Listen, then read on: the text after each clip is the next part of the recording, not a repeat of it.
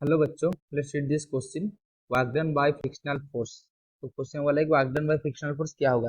Always positive, is always negative, always positive, zero, may be positive, negative और zero. तो क्या होगा उसको हमको पूछा है। तो इसके लिए अगर की कंसेप्ट की बात करें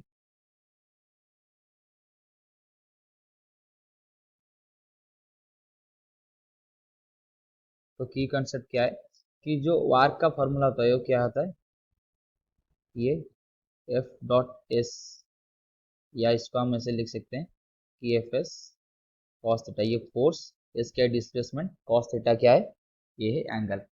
हाँ, angle between force and displacement. तो अगर हम ये बोल सकते हैं इसको, इस पर्टिकुलर केस को, सिचुएशन को कंसिडर करने के लिए कि अगर direction of F force and displacement same हुआ, दैट इम्प्लाइज, सेम हुआ तो मतलब एंगल कितना है, जीरो हो गया। तो ये कितना हो जाएगा, एफ इंटू एस, यानी कि पॉजिटिव आएगा।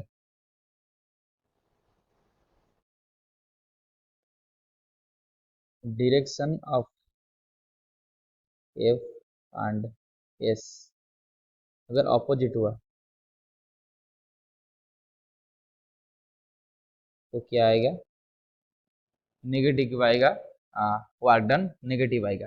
ये कुछ अलग कंसेप्ट नहीं, बस इधर ही हमने cos थीटा का एंगल चेंज करके लिखा है। अगर बीच में होगा इंक्लाइन में तो कुछ अलग ही आएगा, लेकिन हम इधर हमारा जो तीनों केस है फ्रिक्शनल फोर्स की वजह से वर्क डन किया गया, उसको समझने के लिए बस इधर हमने दो स्पेशल केस डिडक्ट किए कि अगर सेम आ गया फोर्स और डिस्प्लेसमेंट सेम आएगा, अगर डिस्प्लेसमेंट का डायरेक्शन अलग गया तो नेगेटिव आएगा।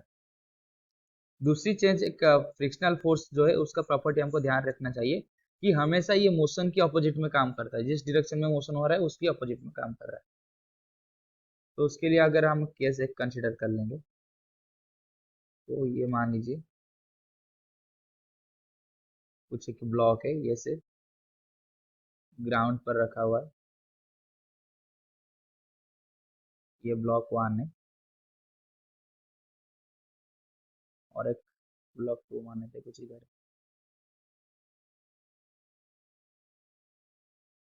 ये ब्लॉक 2 है, और ये दोनों ऐसे ये मूव कर रहा है वेलोसिटी v से।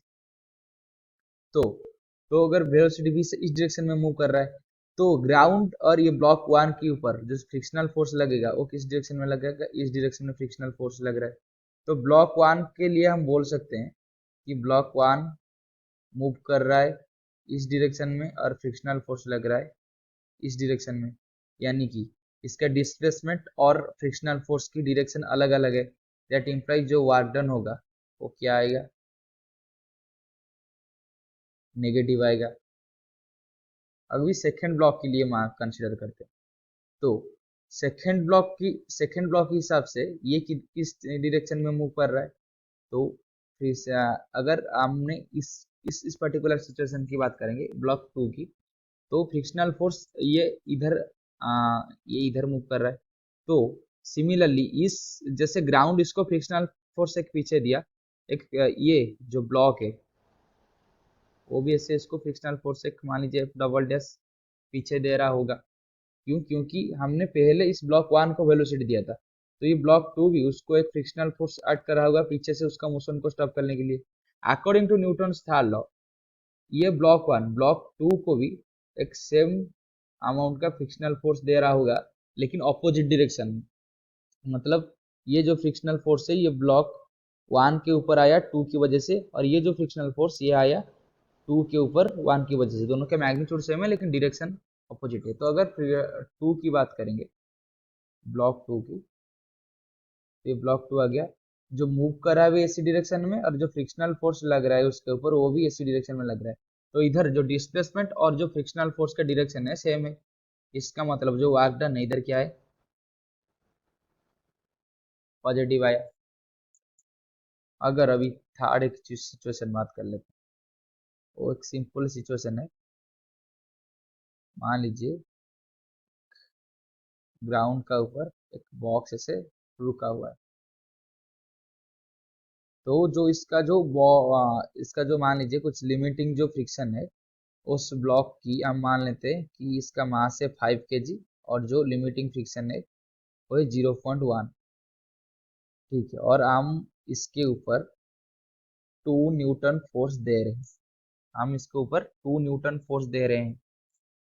तो इस सिचुएशन की अगर बात करेंगे तो इधर फ्रिक्शनल फोर्स जो लिमिटिंग फ्रिक्शन है वो कितना है, हमको पता है ये है म्यू इंटू एम जी, जो कि इधर एम जी नॉर्मल रिएक्शन है, तो म्यू है कितना 0.1, मास कितना है 5, जी मान लीजिए 10 है। तो ये 5 न्यूटन आया, मतलब 5 न्यूटन क्रॉस करेंगे तो वो मूव करना स्टार्ट होगा, लेकिन हम दे रहे हैं 2 न्यूटन। तो उसके ऊपर जो फ्रिक्शनल फोर्स लग रहा है वो किसके कितने पर लग रहा होगा, 2 न्यूटन बैकवर्ड लग रहा होगा, क्योंकि जब 5 न्यूटन हम जो अप्लाइड फोर्स है 2 न्यूटन, जब ये 5 न्यूटन क्रॉस करेगा तभी जाकर ये मूव करेगा, अभी ये मूव नहीं कर रहा है, यानी कि इस पर्टिकुलर केस में डिस्प्लेसमेंट 0 है। लेकिन जो फ्रिक्शनल फोर्स है वो एक्ट कर रहा है, वो है 2 न्यूटन बैकवर्ड को एक्ट कर रहा है। तो इस पर्टिकुलर केस में अगर हम वर्क डन निकालेंगे, एफ इंटू एस करेंगे, एस डिस्प्लेसमेंट 0 है तो वर्क डन कितना आ जाएगा 0। तो हमने तीनों केस कंसिडर किया, एक में फ्रिक्शनल वर्क डन आ रहा है 0 फ्रिक्शनल फोर्स की वजह से, एक में पॉजिटिव, एक में नेगेटिव। तो इधर हम क्या कंक्लूड कर सकते हैं कि फ्रिक्शनल फोर्स 0 हो सकता है, पॉजिटिव हो सकता है, नेगेटिव भी हो सकता है। तो इसका मतलब जो सही आंसर होगा ये ऑप्शन 4 होगा। It may be positive, negative और 0। तो option 4 is the right answer. I hope you have understood this question. Best of luck.